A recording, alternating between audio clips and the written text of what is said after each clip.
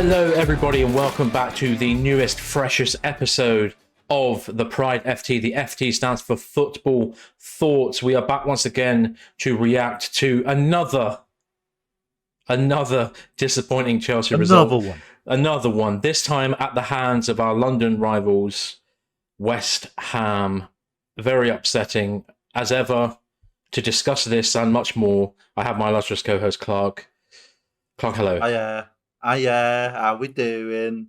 I'm not good, Brev. I'm not good, bruv. All right. You know what? It's just... you know what? West Ham have all the bubbles, right? But they burst ours, didn't they? Eh? They burst ours. Bastards. Massively. Before we get into things, if you could like, subscribe, comment, that would be really good. Thank you to all of the current subscribers that we do have. I think we're nearly at 200 now, which is, I think, not bad. I don't think so. I don't know. Oh, God. Okay. 120 or something? Oh, okay. Yeah. Well, okay. Fair enough. Apologies for that. 80 fair enough. Bit of fake news there. What I meant to say was we're nearly at 130. Oh, there we go. So yeah, thank you to everyone for being here. And if you want to add to the numbers, you can. Also remember to, if you're interested in such a thing, fantasy football on the Premier League app. We have one. We always leave the invite code in the description below. So have a look for that and join. The more the merrier. Yeah. I'm third at the moment. You're third. You made a good comment. I had an absolutely shocking week. I think I had lower than the average, the Premier League app. So I had lower than the average as well, just by 2 points. But okay, Jesus Christ! But it's not good, Brev. So I've already wild carded my squad. I'm literally I've started from scratch because I've had enough. All right. So anyway, enough of that. Let's then talk about the pressing issue at hand. Yeah. It's the West Ham versus Chelsea game. We lost 3-1 on Sunday afternoon. I couldn't watch the game live because it was my wedding anniversary. Yay.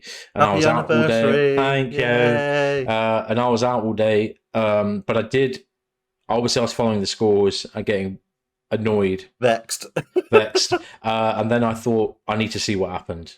So I watched it back in full and was able to kind of make some notes and get a feel for what the game was actually like. Right. I watched it live. It was live disappointment straight there and then.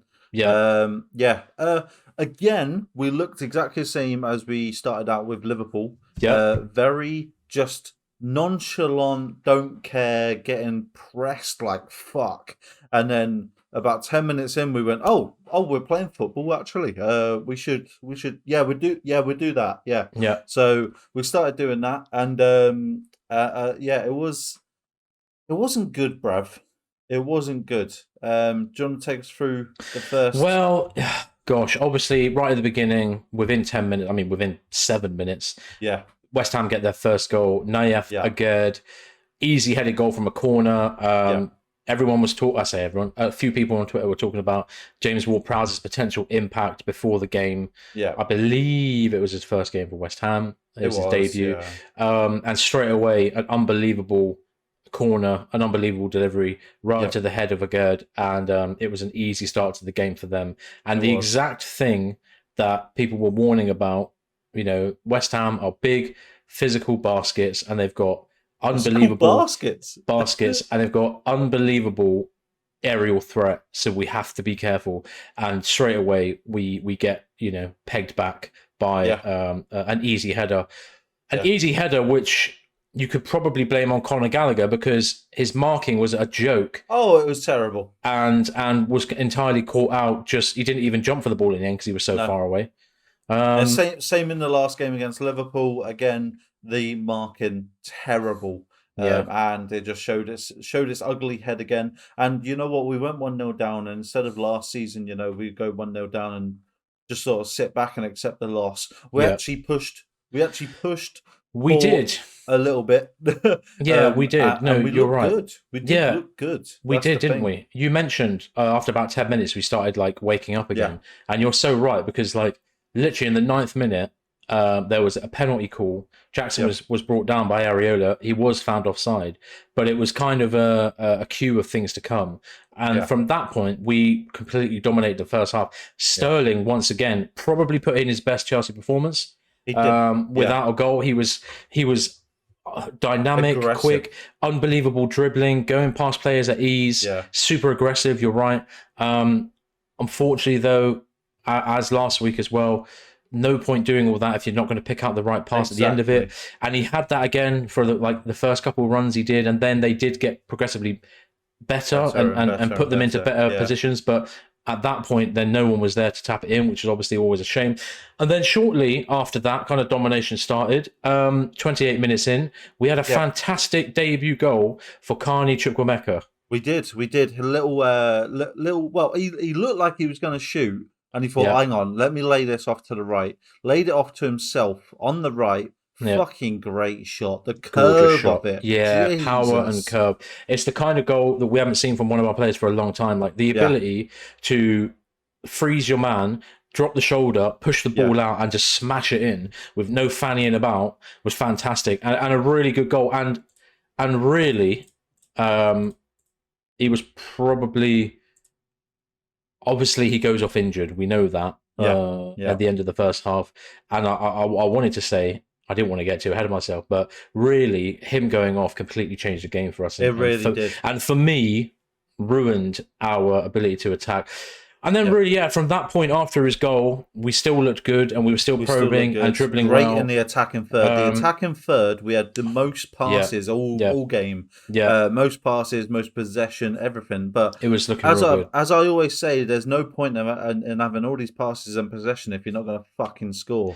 Yeah. So we got to the 42nd minute. And there was a penalty given to the Blues. I love it when you get penalties because you normally always score and then you go on to win the game. I was really cheering. I was like, oh my God, we might be 2-1 ahead.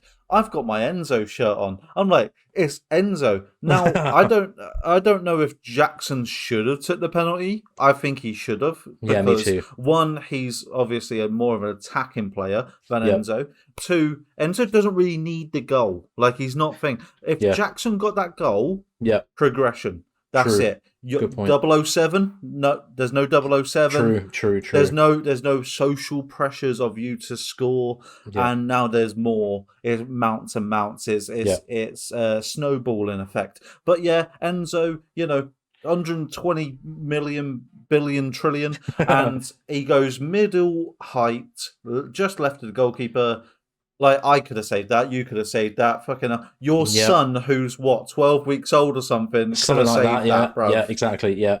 No, absolutely. You're right. It was one of those. It's the exact type of penalty that you never want to see. No, because it wasn't low. Slow as well, man. Yeah, it wasn't low. It wasn't high, and it wasn't fast. And it just lacked conviction, which for someone of his quality is a shame. Apparently, he'd never missed a penalty in his career before then, so it's not like it's a normal thing. But from now on, I agree. I'd like to see Nico Jackson on penalties because let the guy just get his goals, man. You know what I mean? Like Drogba took our penalties because he's a striker and he's a killer, and he needed and it helped him get his killer instinct in. Exactly.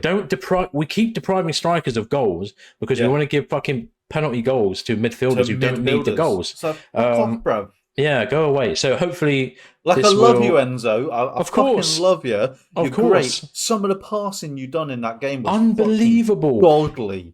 Get this stat. He's made 36 progressive passes into the final third, in 2 Premier League games. The next highest person is 21. Do you know what I mean? So he is absolutely dominating. Who was in that? terms Who's of 21. I don't even know, and I don't care. Right. Fuck him. Fuck him. So, stick to doing that. You don't need penalty goals. We'll give that to Nico. But anyway, so we missed that, and that obviously ended the first half. It ended the first half. Chukwuemeka goes off injured after a collision with Emerson, in fact, earlier on in the half, and it looked like a knee injury. In fact, he had to have surgery. Yes, he had to. What did he use? Crutches to get out of the stadium after the game, which is always nerve-wracking, isn't it? So then, if we go into the second half, it was a bit scrappy. We did not look the same that we did in the first half straight away. And I thought, it's the same thing again. We started poorly in the first half and the second half at Liverpool, and we've done exactly the same thing with West Ham now. Yeah. But unfortunately, unlike Liverpool, who didn't manage to dominate in their kind of period of domination at the early of the second half in that game, West Ham scored early on again. Yeah. With some pretty comical, lackluster defending, which allowed Antonio to produce quite a piece of a shot, really. It was. And to rifle it in the bottom corner. But Antonio did have to absolutely body Levi Colwill and stand up Disasi before that. And then, rifled it in the bottom corner. That puts West Ham 2-1 up on the 53rd minute.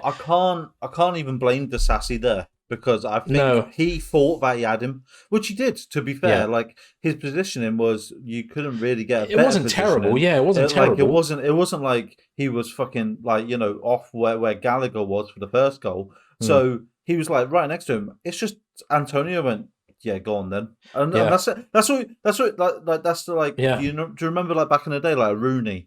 It was just go on then. That's it. There's nothing you can do. Yeah. Like, they're going to have a shot. And he's got power, a fucking shit ton of power, and obviously the technique is there as well. Yeah, I know. You can't do nothing. Sanchez wasn't even that bad either.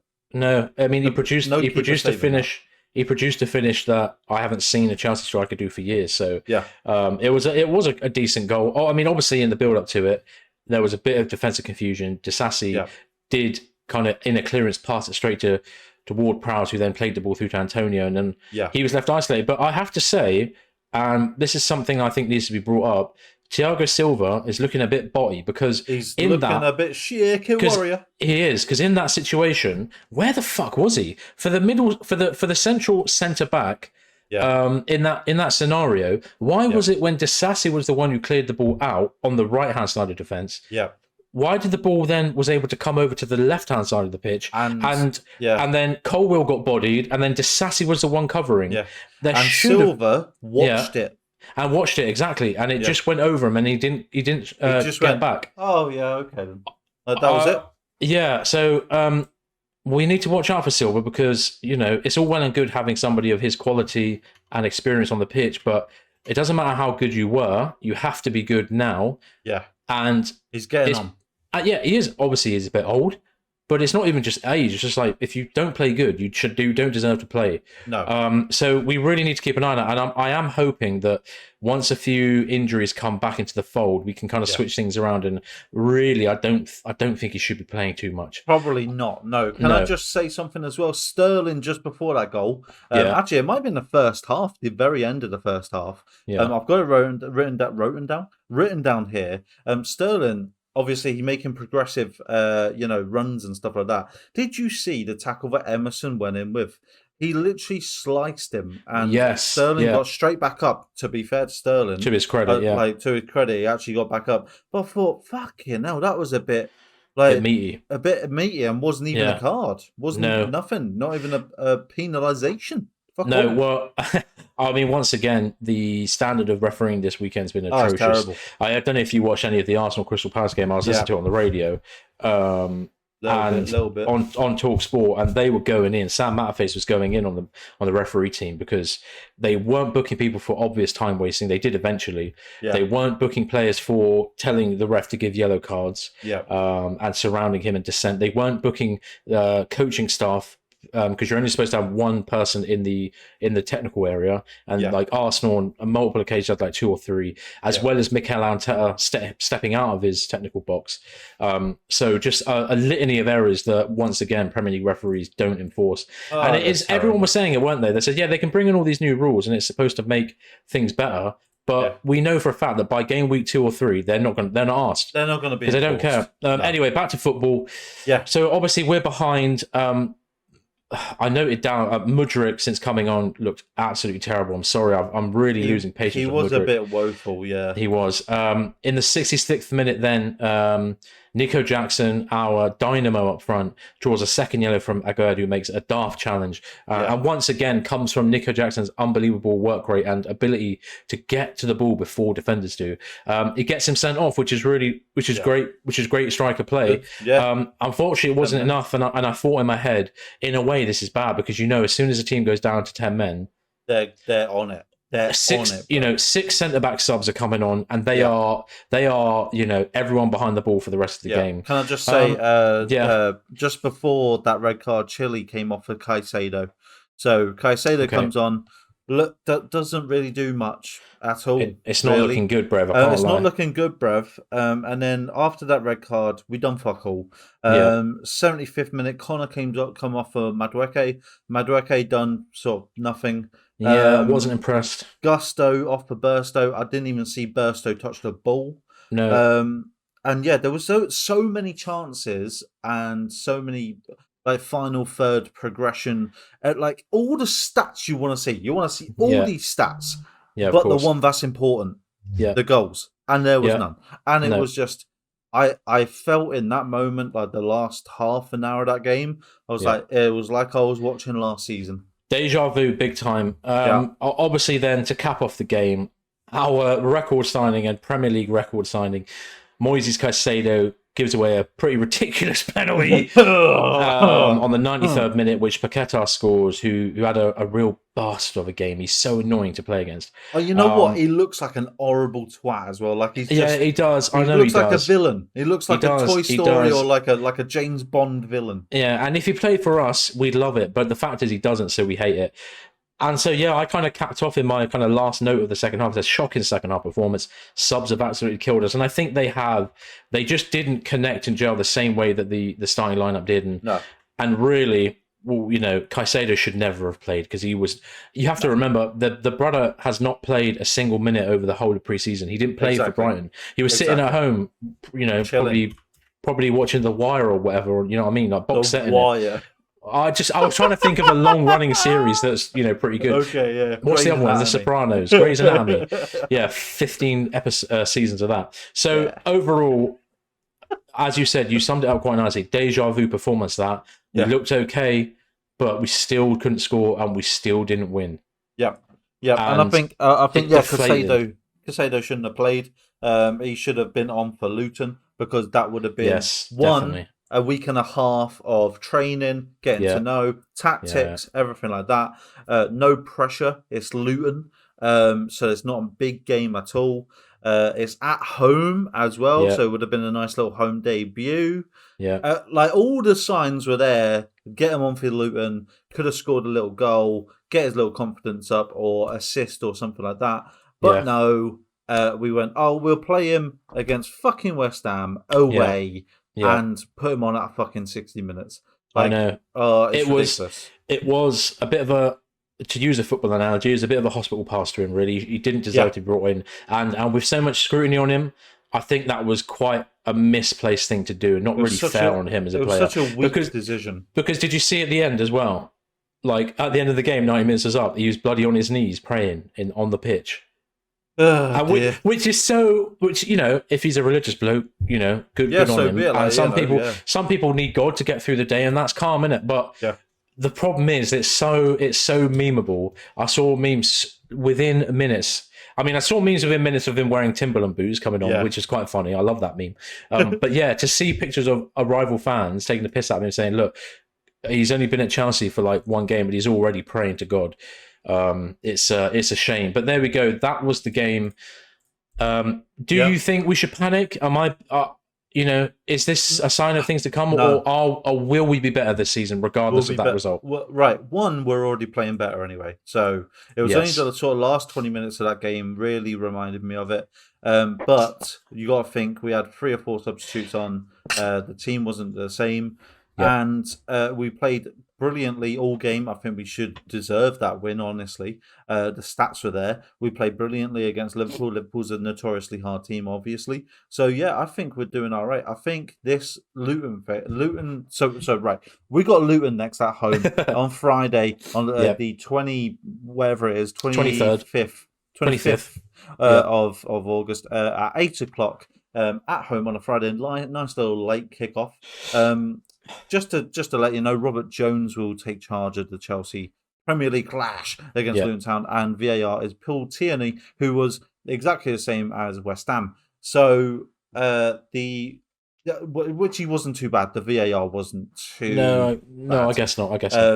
But yeah, I'm hoping against Luton we have to smash them. If we don't win 4 or plus nil, like it's shite. If we win 1-0, I'm ashamed. It's not good, Brev, is it? No, I said, didn't I, like straight after the game, we were chatting on Facebook, and I did say, yeah, Luton, it's got to be a minimum 4-0 win. And I don't want to hear, I'm sorry, I had a look at the Luton squad earlier because I was in work and I was a bit curious, and it's not looking good, Brev. There is nobody in that squad, maybe apart from their striker Adebayo, just based on his kind of profile and the way that I think he might fist up Thiago Silva if Thiago Silva plays, that has me a tiny bit worried. But there is nothing else around him that I worry about. So we really, really, really, really have to be smashing them. At least 4-0. And if we do, and as you said, and Caicedo plays and he looks good, and Nico Jackson gets his first 1 or 2, and maybe Raheem scores, then I think we'll be in a good spot. But we really, really have to start getting the ball rolling, because after this Luton game, we've got a fantastic run of games that are very, very winnable and get pointable. I think if we need to smash Luton to get the confidence. I think people need to score. Like Caicedo, Enzo, if they could bag one or a little assist each, fucking jobs are good. And Jackson needs to score at least 1 or 2. Sterling, wouldn't mind seeing him score 1 just to get the thing. And fucking Mudryk, bruv. If he doesn't score against Luton, I swear to fucking God. So anyway, that's enough. We'll see what happens Friday. What's in the club news? First news then to talk about, an update from today by Fabrizio Romano. David Washington, already completed medical test with Chelsea. Final documents and formal steps apparently being completed today. He will be unveiled as a new Chelsea player soon. Santos apparently will receive 16 million euros fixed fee plus 4 million euros of add-ons. I'm just getting an update. He's just signed. He's just signed, mate. Yeah.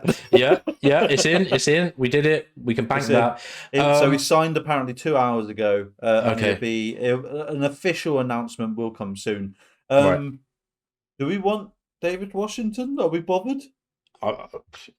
Brother, I couldn't tell you a thing about him. He's his name. He's another Brazilian Don. At this point, the transfers are getting so ridiculous, it's hard to keep up. And there's not much we can really say because we're not experts on Brazilian football. No. You'd like to think he's decent, otherwise we wouldn't have signed him, but that's never stopped us signing shit players before. So exactly. He is a striker. And a proper, like, a centre forward striker. I've seen people compare him in terms of his style and physical attributes as a Karim Benzema type. Not as good, obviously. I was going to say but a type. Okay. Maybe a bit different to Nico Jackson, but I can't imagine like he's going to be. Giroud. He's not as big as a Giroud. He's not as slow as a Giroud, I don't think. Okay. But basically speaking, he's not going anywhere near the first team, or at least he shouldn't do. Especially with Brozier coming back soon, which we'll talk about in a bit. So Strasbourg on loan is the most likely option, I think. Yeah, I think so. And obviously that's our second team this year. So we'll keep keeping an eye out. Yeah. I don't know how to say this first name, but Georgie. Petrovic. Is it Georgie? Yeah, go on, why not?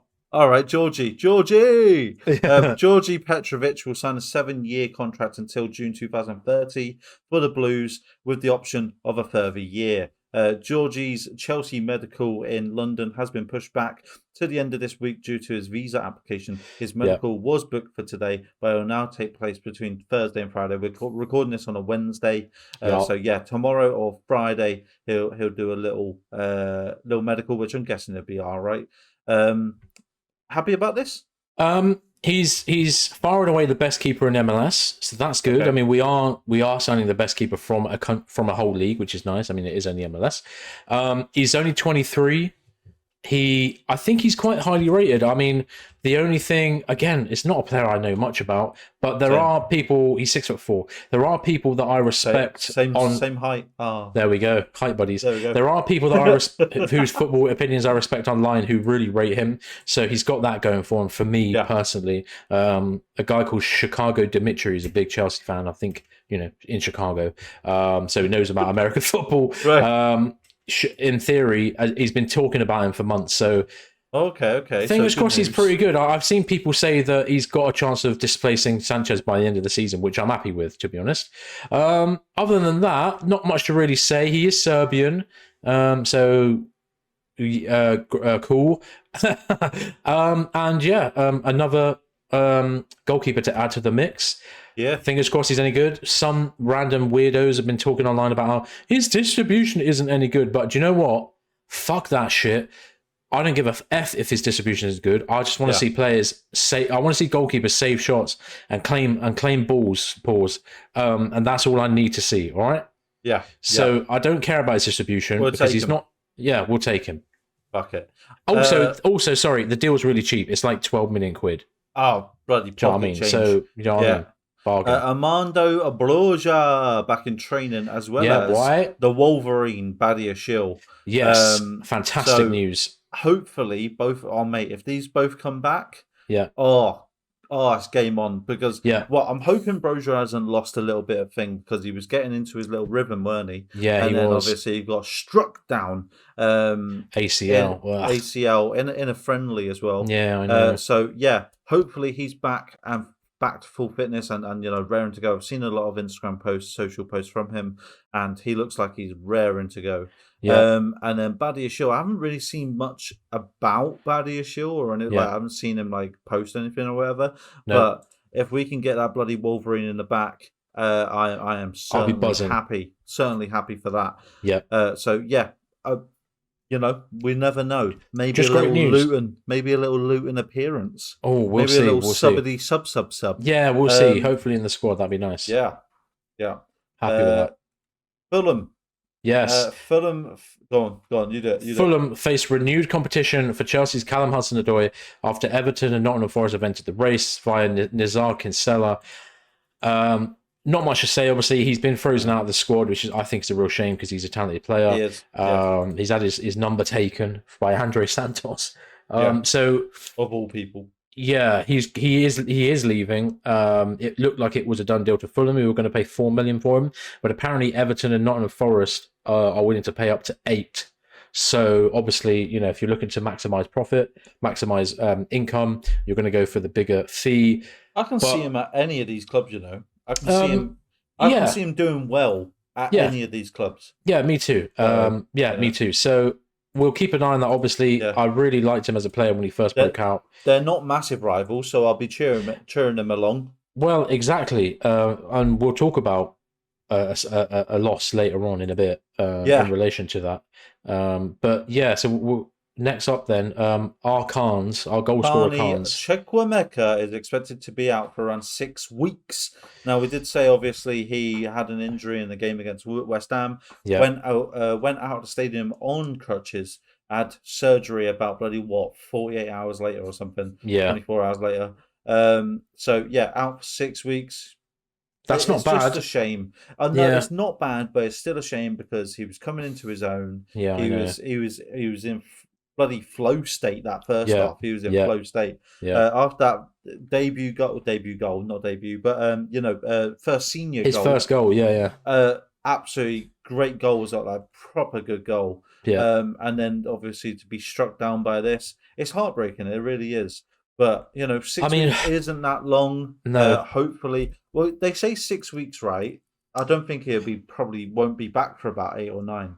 Yeah, no, that's true. Rehabilitation, and then you've got getting up to match after fitness. The 6 weeks is match fitness, tactics, training, and then earning your way back to the squad, because you got to remember he's not a proper first team starter. I guess not. No, nobody thought of him in that way. It was probably quite surprised to see him have such a key role, a lucrative start. Yeah, but it looked like he deserved it the way he played against West Ham in that first half. So. Yeah, a real shame to see him go down and get injured, and add it to the list now of top players around Europe who went on these stupidly long and intricate, international tours in pre-season, playing on terrible pitches, in crappy conditions with 15,000 miles of travel under their belts, who have come back and have injured their knees. It's a real problem, and it's it's getting so bad now that it's, you're losing the value of the bloody game because all of the best players are going down injured, and it's bullshit. Obviously, we've got Nkunku, but like Arsenal have got Urian Timber, for example, and it keeps happening, and it's not good. So there's so many so are stop out. doing it. You and it's fucking always bench knees. odds. It's Yeah, knees. I know, Always but knees are going. it must just be. I don't know. I mean, I guess it's an area that is a high stress area, and if it really weakens, it will go. Especially when they're sprinting and stopping as much as they are. Exactly. Right, on to the next story then. Is some of the worst business that we've done this summer. Newcastle United, have signed defender / midfielder Lewis Hall on a season-long loan from Chelsea. The deal includes an obligation for the Magpies to make the transfer permanent next summer based on performance-related criteria. That's via Newcastle United themselves. So one of our most talented academy players gone. Basically, Lewis Hall, if you play shit, you'll come back. Is that how it works? I guess so. Well, yes, it's a obligation to buy on performance-based criteria. If you don't perform, welcome back to the big old blue. Yeah, well, I don't think he is coming back because have you seen the videos and the have you seen the videos and the statements he's been making? He's basically already said he's like, "Oh, sorry, goodbye." He's like, "Thanks, Chelsea. It's been 12 years, but I've moved on to my next step." The only he'll fucking smash it as well. Even. Yeah, he'll be good. The only slight glimmer of niceness about this story is that his dad is from Newcastle and is a massive Newcastle fan. And there's actually pictures of Lewis Hall and his brother, like with Newcastle gear and when they're little kids. So I like that. In a way, that's quite cute. It's quite nice, and I'm sure his dad is buzzing. But a shame to lose Lewis Hall this season on a loan deal. It is. He was so good, and not get the money up front. I mean, they will be paying for him at the end of the season, but. It's not good business, and it's a shame. And it, I'm side eyeing. Right, you say that he's still only going to be 19 next year. So therefore, if they're paying 30-40 million for a 19-year-old, I'll take it. I mean, no, of course, definitely. You're right. Yeah, if they pay 28 mil, they were talking about, weren't they? If it's 28, 35 mil. Then obviously it's unbelievable business for us in a way. But I guess it's just like, well, what does it say to the rest of the academy?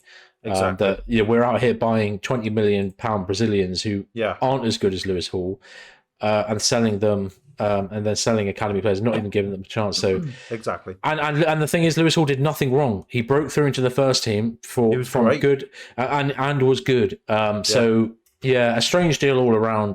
But don't play well against us, and really don't help Newcastle win games and finish above us in the league. But hope you have a good career, Lewis, mate, and fuck off. Next story. And another person who should fuck off is Romelu Lukaku. Shit, right? He's training with the Chelsea under-21s and has not even had the decency to speak to Mauricio Pochettino, having reiterated his desire to leave. Chelsea are currently refusing to let him leave on loan. But just fucking get rid of the Don, bruv. Don't even put him out on loan. Leave him clubless. Fuck that, bro. Is to not even have the decency to speak to the new manager. You mad? The disrespect. Yeah, it's If this is true, then definitely. I mean, as we've said in previous shows, right? He's made a massive reputation of just being a very unlikable bloke, and it seems as if this is something that he deserves, to be honest, because his ego is too big, and I think he thinks he's too good. There have been loads of chat about different clubs, Saudi clubs, Juventus, even Roma have come up now. Yeah, but. Unfortunately, we did terrible business in signing him in the first place, and he's on like 300 grand a week. Nobody can afford that. So it's very difficult to shift him off the books. I don't really know what we do about this conundrum. I guess we have to take a massive loss on him, which we already were willing to do. Yeah. But anyway, Romelu, just allow it and just leave because I'm sick and tired of talking about you. Just put him on the streets. Fuck him. Yeah. Moises Caicedo played a role in persuading Romeo Lavia to Chelsea. Sorry. This summer, Caicedo messaged Lavia, making it clear how much he wanted them to play together. So I guess that's nice. I'll just sort of pull it in here just for like a wholesome. Yeah, it's quite cute, I guess. After talking about a load of crap stuff, it's quite a nice thing. Even though Caicedo has got Enzo next to him, but you do you. Yeah, I think it's a good thing. That's that. Yeah, it's cute. I guess it peels the layer back into like the actual personal, relationships that these players have. Yeah, fair enough, Moises. I don't. Lavia wasn't pictured in training today, by the way, so I don't know what the hell's going on with him. So that's good. As of today, Chelsea are not negotiating to sign Brennan Johnson from Nottingham Forest as well for Brissoff Romano. I'm happy about that. Same. He didn't want him. He's one of those bustling, all action, like physical striker presences, but there are others who do it out there who give a lot more and score more as well. So I'm glad that we're not signing Brennan Johnson. And then the last news story of the day: Chelsea are confident that the Premier League will finally approve their £40 million a year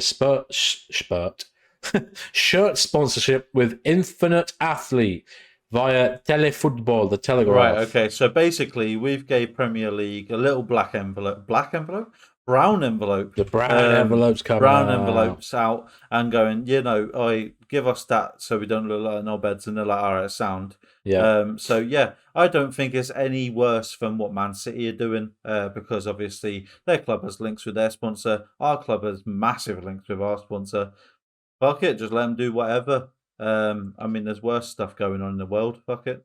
Yeah, I mean, even though the shirt does look clean. Yeah, it does. It looks clean without a sponsor, brother. It really does. Infinite Athlete there. Yeah, I think it'll look all right. It'll look good. It'll look good. No, I agree. If Man City can do it, and now Newcastle can do it, why can't we? Exactly. So get fucked Premier League and let us have it because we need the cash, bro. Because we are hemorrhaging money. All right, that's all of the news then. The club news. We'll then move on to the women's side of things. Obviously, the WSL has not started and won't start for a bit of time. I don't know the exact date, sorry.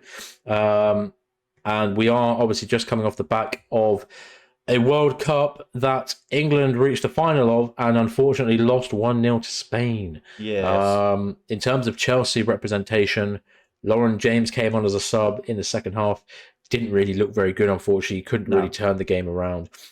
Jess Carter played in defence for the whole game. I couldn't believe how good she was. She was absolutely unbelievable, and I kept saying it I was watching it with M. I was like, Jess Carter is putting in a shift and a half.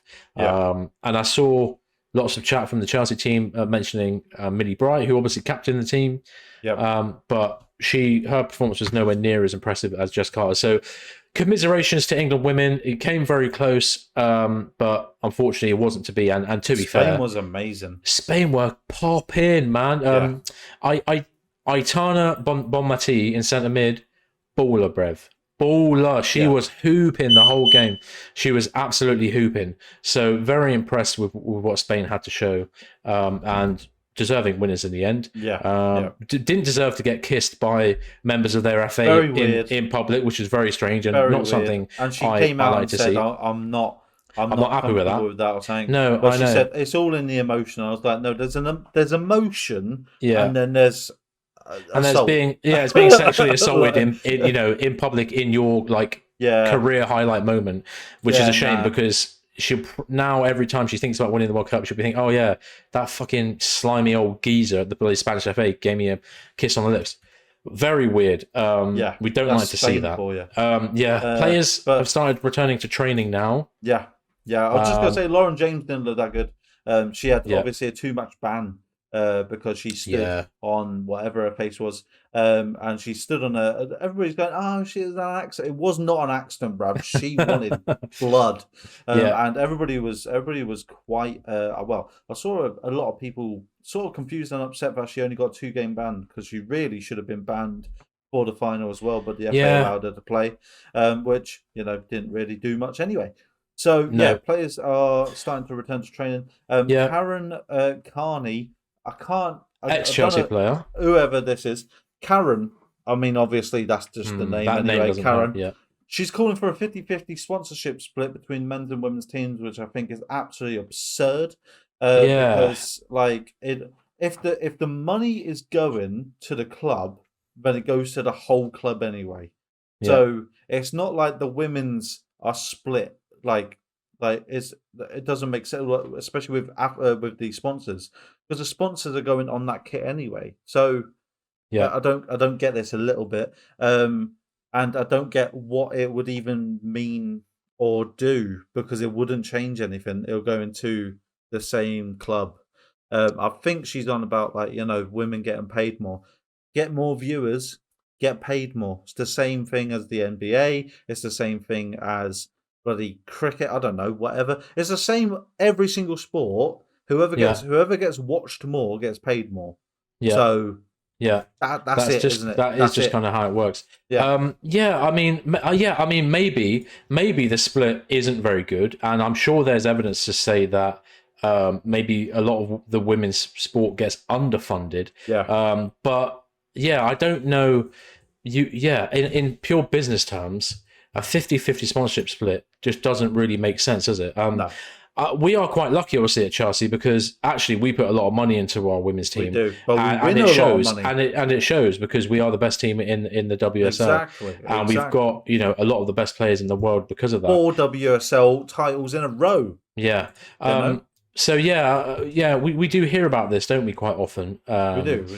Different women from different leagues saying that it should be exactly the same money, but I guess in a cold hard business sense, which maybe isn't fair, but it is the world we that's exist how money works. That's how money works. So if you don't earn the money, you're not going to get it, are you? So if there's more interest in, there's more interest in some women's sports than some men's sports, and the women get paid more. You don't see the men complaining, do you? But anyway, I digress. That's the women's. Karen being a Karen. So the youth, Chelsea have completed signing of England under-16 midfielder Ollie Harrison from Newcastle.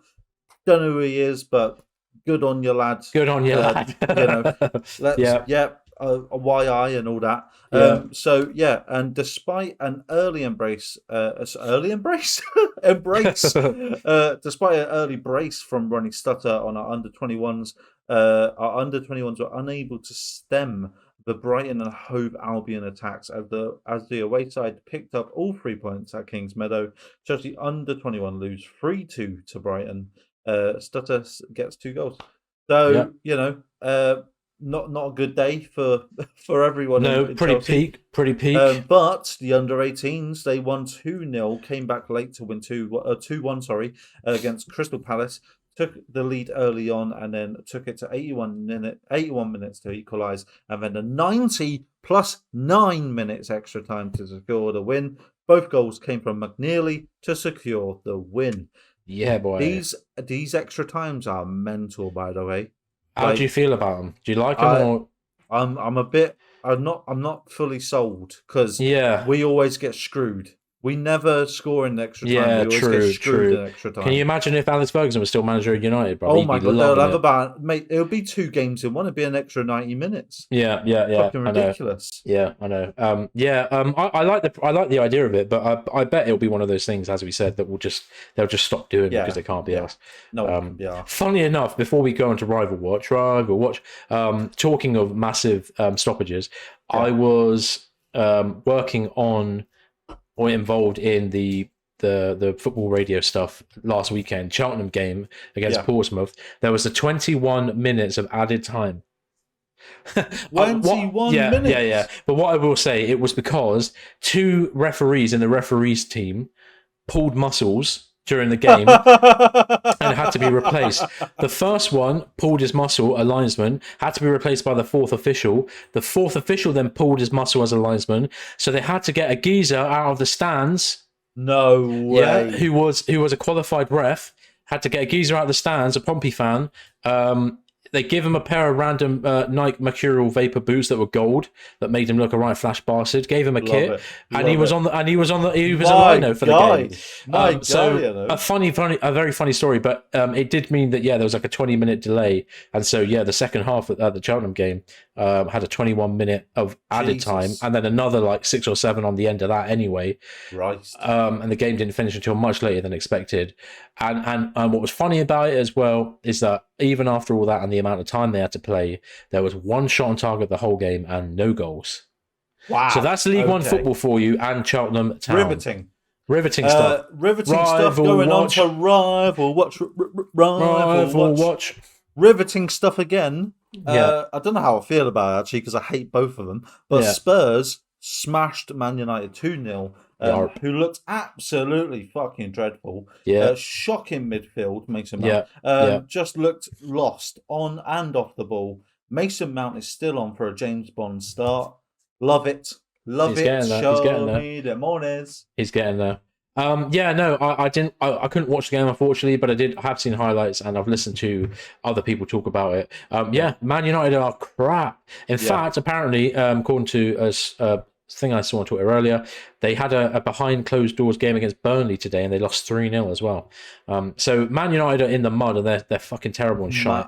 Behind closed doors game against Burnley? Behind the closed doors friendly. What first team? I guess so. I would imagine so. Just to feed you a little stat from that game. Go on. Mason Mount had less passes than the goalkeeper. Oh god, that's not good. So not very well involved, was he? So not completed passes. Overall passes. Yeah, it's not been a good start from Mason Mount, unfortunately. MM7 has not lived up to the numbers so far. Secret agent Mason Mount doing his bit. Yeah, but fair play to Spurs, get the win. Yeah. Hopefully it's just because Man United are so bad it was easy to get a win, and not that they're actually good this season. In terms of United then, if we stick with them, they have officially parted ways with Mason Greenwood. Links today that apparently the Jamaican FA might be interested in asking him to change nationality to Jamaica, as he has family members who would link him to that. Links to Roma, among other clubs that he might sign for, and some Saudi links as well. But then I also saw a news story saying the Saudi clubs don't want to touch him because he's too controversial. So it's not looking good, bro, for Mason Greenwood. I'm sure he will get picked up by someone. Probably. This is football, and no one cares. If you're a good player, most clubs won't care. They just want a baller in their team. Exactly. So United under pressure that they got after a really after Adam Crafton brought out an amazing expose on them looking to bring him back. And the pressure that was put on them, and they thought that we can't do this. They did also say, strangely enough, Greenwood and United, that he was cleared of his charges, and it's important to say he wasn't cleared of any charges. The charges were dropped before it went to trial. So the way they both said that seems really weird, and almost trying to absolve him of any kind of guilt. It is, and I've seen the videos, I've seen the pictures, I've seen the screenshots, and obviously last week I didn't have a clue what was going on, because I said I thought he went to court, but apparently not. Probably because of these people saying that, and it's just, in my head I'm like, oh, he's gone to court.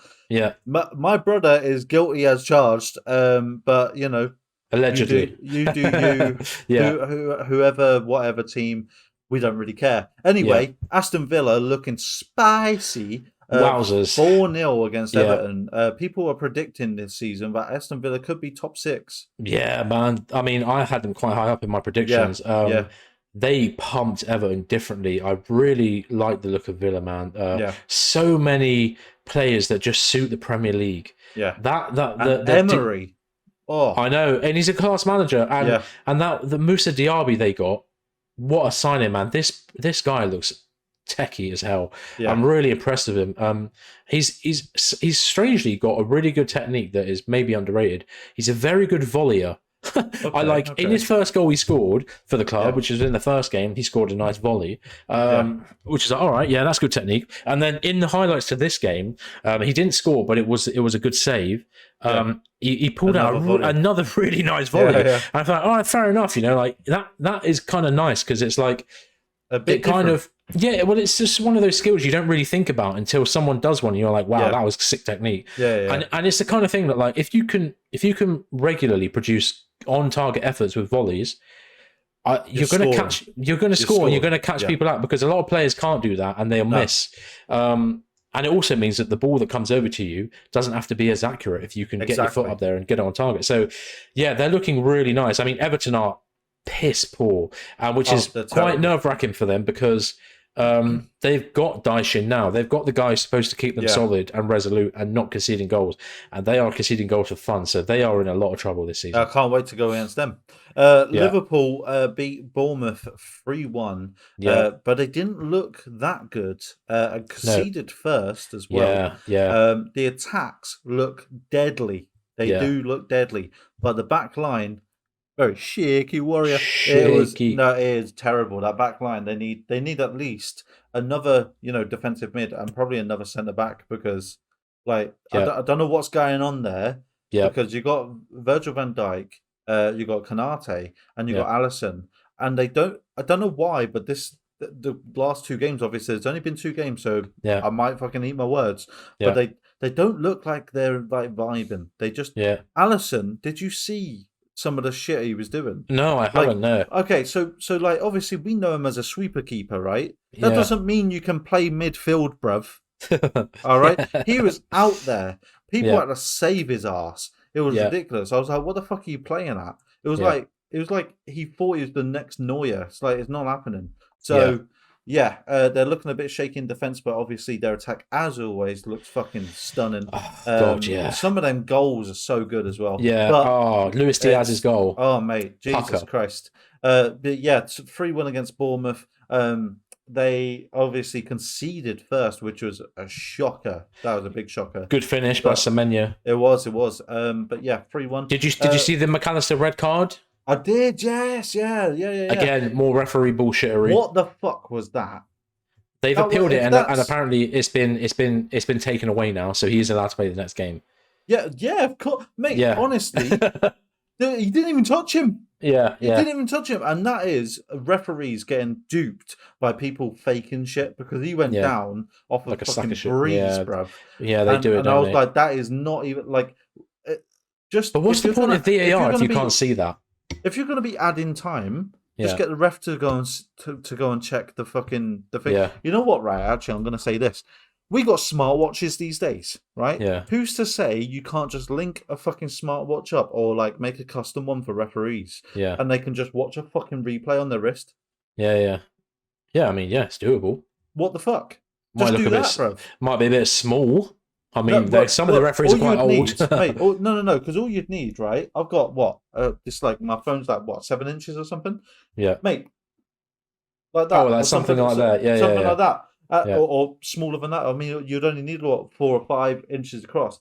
That's what she said. Hey!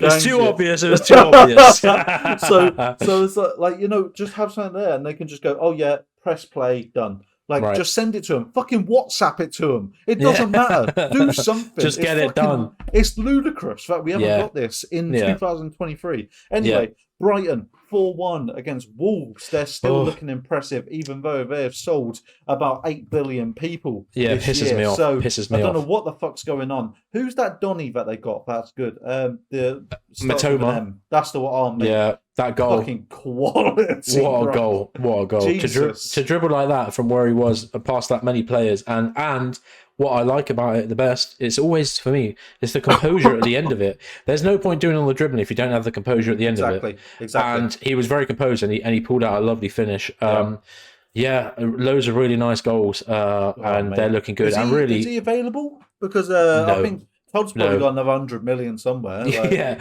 No, he's not available. I don't think he's available. We're not going to be getting him anytime soon. But yeah, Brighton's still looking good. It leaves at the end of this game week, City, Brighton, and Arsenal are the only 3 teams who have got maximum points in their first 2 games of the season. Brighton is currently top of the board. Oh, of course they are, for fuck's sake. They will drop off. They will drop off. And it does annoy me a bit, because in my prediction, I put them quite low, didn't I? Yeah, I said they're going to struggle this season because their midfield looks way too lightweight. But anyway, hey, it still might happen, but we'll see. And City, talking about City, they scraped a 1-0 win against the Magpies. Yeah. Both teams are quality, obviously, and they are going to be the ones to watch this season again. I think Newcastle is just going from strength to strength. I think Lewis Hall is going to add a whole new complexity to it. And obviously, even if he's on the bench, the amount, like the flexibility he's got in positioning, definitely. Mad. Yeah. So they're again ones to watch for. As I say, we have got Luton this Friday, and I cannot wait to see the Hatters get fucking destroyed. Yeah, I'm gonna eat my words there, aren't I? No, let's just be. We've just got to be. Man. We've got to be optimistic. Let's put it out into because the universe. What's your score prediction? My score prediction is 4-0. I'm 4-0 as well. I've already put the bet on. Nice. So yeah, 4-0 as well. We really need to see Enzo or Casado score a goal. Would be quite nice, or an assist. Mudryk Nico needs Jackson to fucking score. Jackson needs to. If Jackson doesn't score, it's ropes. It's fucking ropes. So we need to do something. Look forward to that. Please like, subscribe. Please rate us. Please do all that good stuff. Join the Fantasy Football League. Join the Fantasy Football League, one of those. And we'll see you on Friday for a little match preview. I know that we haven't actually done one for the last 2 weeks. That's because we've both been absolutely so busy, and just getting the reaction out is a bloody a faff. It's hard enough. But this week will be a match preview, and we will be doing a match reaction as well. And very soon we should be starting to do some live streams. So if you've enjoyed it, please like and all that stuff. Again, I have been Clark. My illustrious co-host has been Bo. And as always, up the Chelsea. Thanks for listening to The Pride. If you enjoyed what you heard, feel free to leave us a review on your podcast app of choice, and maybe drop a like or follow on our YouTube, Twitter, TikTok and Instagram pages. And as always, up the Chelsea.